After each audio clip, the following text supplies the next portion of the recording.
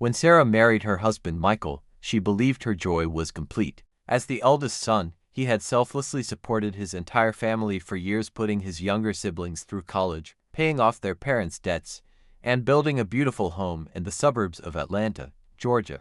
He wasn't just her husband, he was her closest friend, her rock, and her protector. Their only sorrow was childlessness. Despite years of prayers, fertility treatments, specialist visits, and endless hope, no baby ever came. Yet Michael's love for her never wavered. He shielded her from the cruel comments and whispers about her barrenness from extended family and acquaintances, always standing firmly by her side. Then tragedy struck. Michael died suddenly from a heart attack. The grief was overwhelming, but the real nightmare was yet to come. They transported his body back to his small hometown in rural Alabama for burial, where she expected respect and honor for the man who had carried so many burdens for his family. Instead, his relatives showed their true colors: pure greed.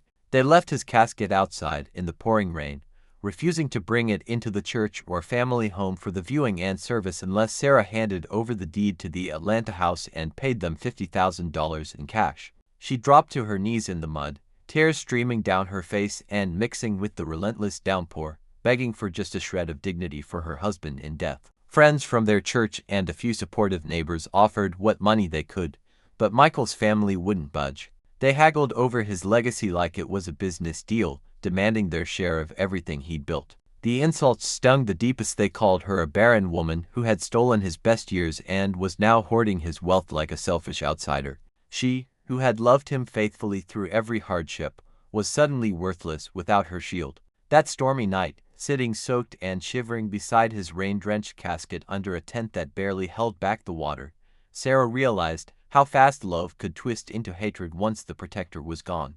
In life, Michael had given everything: his time, his money, his heart. In death, they wouldn't even give him shelter from the rain.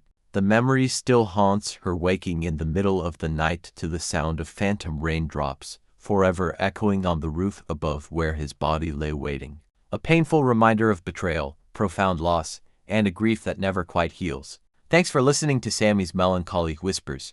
Please subscribe and like for more heartfelt and interesting stories.